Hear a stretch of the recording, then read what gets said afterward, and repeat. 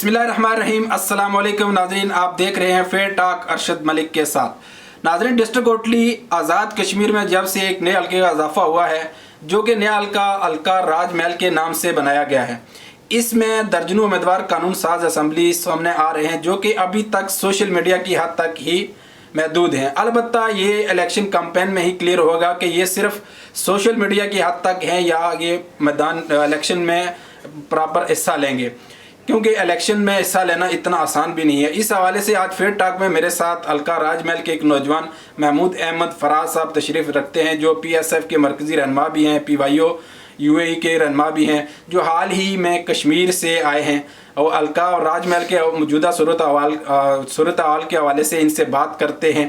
السلام علیکم محمود فراز صاحب۔ وعلیکم السلام سر، کیسے ہیں آپ؟ پروگرام پہ خوش آمدید کہتے ہیں۔ الحمدللہ، بہت بہت شکریہ آپ کا، آپ نے مجھے یہاں پر مدعو کیا۔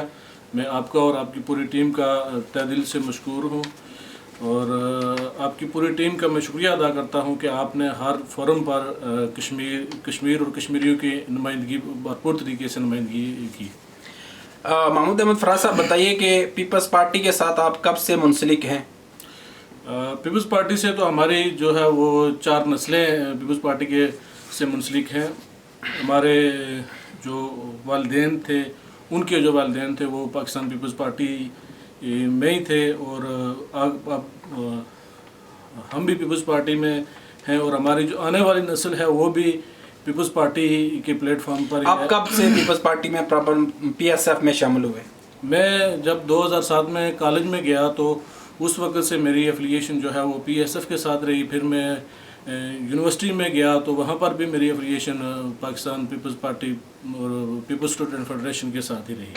تو پیپلز پارٹی آپ میں کیا کوئی خاص بات ہے کہ کسی خاص شخصیت کی وجہ سے، یا کیا وجہ ہے کہ صرف آپ نے پیپلز پارٹی کو ہی جوائن کیا؟ اس کی 2 وجہ ہیں۔ ایک جو پاکستان پیپلز پارٹی کا منشور ہے وہ ہم نے ہمیشہ اس کو ووٹ دیا ہے، اور دوسرا قائد عوام شہید ذوالفقار علی بھٹو جو ہے وہ ایک تیسری دنیا کے ایک عظیم لیڈر کے طور پر جو ہے وہ سامنے آئے۔ انہوں نے پاکستان کی سلمیت کے لیے، انہوں نے پاکستان کی بقا کے لیے، پاکستان کی سیاسی اور نظریاتی سرحدوں کی حفاظت کے لیے اپنی جان قربان کر دی۔ تو اسی لیے ہم پاکستان پیپلز پارٹی کے ساتھ آج تک جو ہے وہ پاکستان پیپلز پارٹی کے ساتھ ہی ہے۔ جب محمود احمد صاحب فراز صاحب، یہ بتائیں کہ حلقہ راج محل میں اتنے زیادہ امیدوار سوشل میڈیا پر سامنے آ رہے ہیں، کیا اس میں کیا وجہ ہے کہ اتنے زیادہ امیدوار صرف راج محل میں سے ہی کیوں؟ اصل میں بات یہ ہے کہ ایک نیا حلقہ بنا ہمارے ڈسٹرکٹ کوٹلی کے اندر، تو اس میں تو بعض لوگ اپنی پبلسٹی کے لیے جو ہے وہ سوشل میڈیا کی آئے روز جو ہے وہ نئے لوگ آ رہے ہیں۔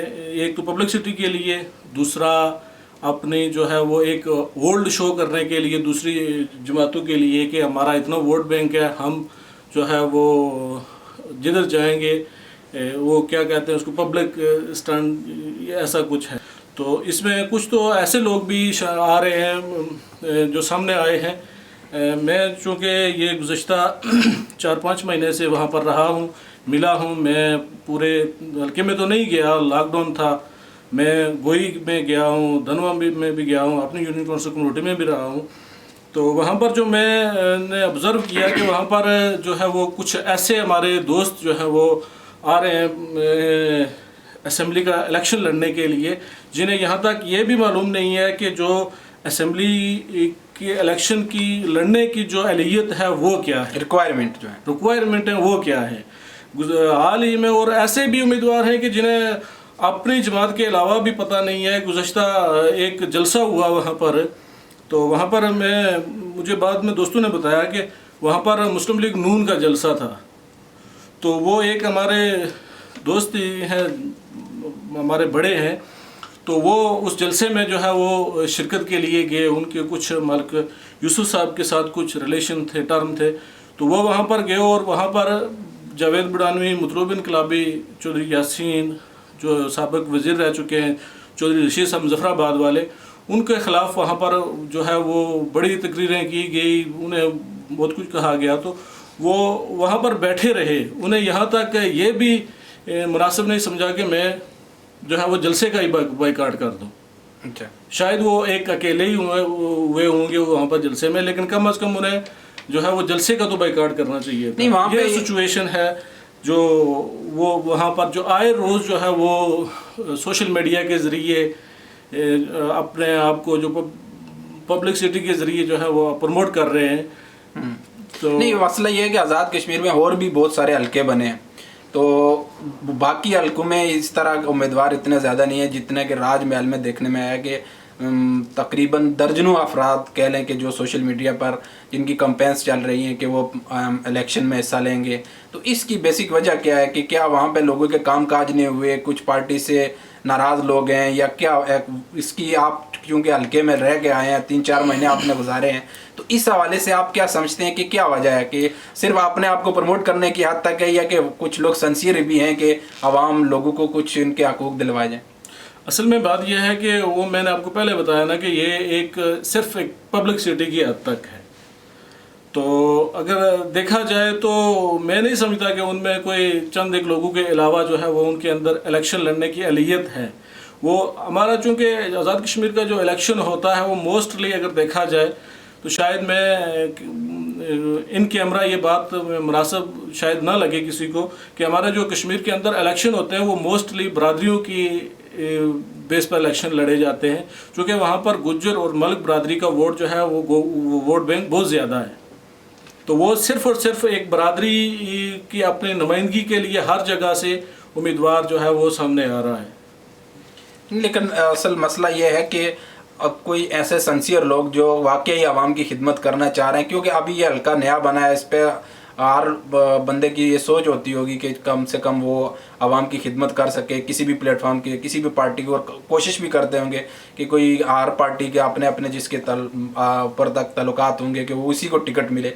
लेकिन आवाम की जो मतलब आप क्या समझते हैं कि वो क्या चाहते हैं कि लोग जो है वो किस तरफ ज़्यादा वहाँ पे उनका रुझान है, तो कौन से तब्दीली चाहते हैं, या जो साबका पीपल्स पार्टी या नून लीग या जो भी, मोस्टली तो वहाँ एक ही बार पीपल्स पार्टी की हुकूमत रही है वहाँ 5 साल में, उसके अलावा तो दूसरी जमात ही रही है।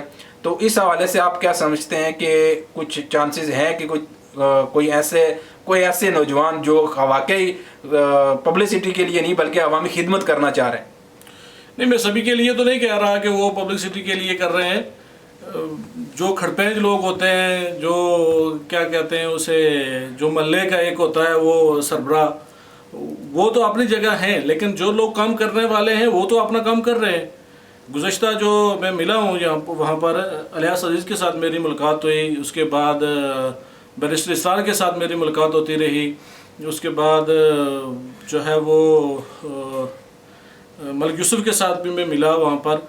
तो मैंने देखा कि जिस तरह से बैरिस्टर इसरार साहब काम कर रहे हैं, इस तरह से अगर सारे लोग काम करें तो बेहतरी की वैसे मजबूरी तौर पर आप क्या समझते हैं कि वहाँ किस पार्टी की अक्सरियत है जो हल्का बंदी हुई है इसके बाद? देखें, जहाँ तक हल्के के अंदर जो है वो पार्टी होल्ड की बात है, वो वहाँ पर अभी तक जो है वो पीटीआई के जो उम्मीदवार हैं, मोस्टली जो ज़्यादातर पीटीआई के उम्मीदवार सामने आ रहे हैं, वहाँ पर मलिक निसार साहब जो है वो बिहार यूनियन काउंसिल में जा रहे हैं, बैरिस्टर इसरार साहब जा रहे हैं, उसके अलावा अलियास अजीज़ साहब जा रहे हैं, उसके अलावा मलिक ज़फ़र साहब भी कोशिश कर रहे हैं, उसके अलावा मुस्लिम लीग नून से डीजे ज़ुल्फ़िकार साहब हैं, मलिक यूसुफ ये जो आपने गिनवाए हैं इसमें से अक्सरियत तो पीटीआई वालों की, तो पीटीआई वाले तो सिर्फ एक आदमी को टिकट देगी। देखें, वो असल में अभी ये तो जो पीटीआई का जो पार्लिमानी बोर्ड है वो डिसीजन करेगा कि हमने टिकट किसको देना है, लेकिन जो पब्लिक ट्रेंड बन रहा है वो जो है वो एक तो पीटीआई का बन रहा है, और दूसरा जो है वो डीजे ज़ुल्फ़िकार साहब का जो है वो पब्लिक के अंदर एक नया एक इमेज डेवलप हो रहा है। अच्छा, पीपल्स पार्टी के उम्मीदवार तो अभी प्रॉपर कोई सामने नहीं आए, लेकिन फारूक बानिया साहब की जो कैंपेन सोशल मीडिया पर चल रही है और काफ़ी टाइम से चल रही है, और वो भी ख्वाहिश रखते हैं कि वो इलेक्शन में हिस्सा लें सोशल मीडिया के हवाले से। तो आप क्या समझते हैं कि अगर वो पार्टिसिपेट करते हैं तो पार्टी अगर उनको टिकट देती है, ये तो खैर बाद में पार्टी का डिसीजन पे है कि उनको टिकट मिलता भी है कि नहीं, तो हल्के में उस हवाले से आप क्या समझते हैं कि नौजवान क्या इनके साथ चलेंगे और ये इस कंडीशन में हो जाएंगे कि ये इलेक्शन विन कर सके? देखें, जहाँ तक फ़ारूक बानिया की बात है, वो फ़ारूक बानिया मेरा कज़न है, मेरा भाई है, मेरा दोस्त है। तो अगर वो टिकट के लिए अप्लाई करते हैं तो पार्टी को उनको टिकट देना भी चाहिए, क्योंकि इनकी खिदमत भी हैं पार्टी के लिए। हमारी जो है वो फ़ारूक बानिया हो, हम हो, जो भी हो आदमी हो, हमारी खिदमत है। हम पार्टी गुज़श्ता जो है वो 70 से हम एक जगह पे खड़े हैं, पीपल्स पार्टी के साथ। पीपल्स पार्टी के साथ खड़े हैं। मालिक मीर साहब इलेक्शन लड़े, हमने उन्हें वोट दिया। चौधरी शेर आलम साहब इलेक्शन लड़े, हम उनके साथ खड़े रहे। सरदार खिजरा याद खान साहब इलेक्शन लड़े, हम उनके साथ खड़े रहे। जावेद बडानवी साहब 2 मरतबा इलेक्शन लड़े, हम उन्हें हर माज पर उनकी सपोर्ट की। यहाँ तक कि 2001 के इलेक्शन में वहाँ पर जो है वो जो मेरे मामू थे, मेरा एक कज़न था वहाँ पर पोलिंग एजेंट बैठे हुए थे, उन्हें सिर्फ इस वजह से जो है वो कान पकड़ा के मारा गया कि पीपल्स पार्टी में उनका होना ये जुर्म था, और उन्हें वहाँ पर कान पकड़ा के जो है वो फौजियों से मरवाया गया। तो अभी वैसे सूरत हाल जो है पीपल्स पार्टी का, तो आपका राइट बनता है कि वहाँ पे कोई मजबूत उम्मीदवार आपको वहाँ पे टिकट मिलना चाहिए, ताकि ज़ाहिर है आप लोगों की कुर्बानियाँ हैं पीपल्स पार्टी के साथ।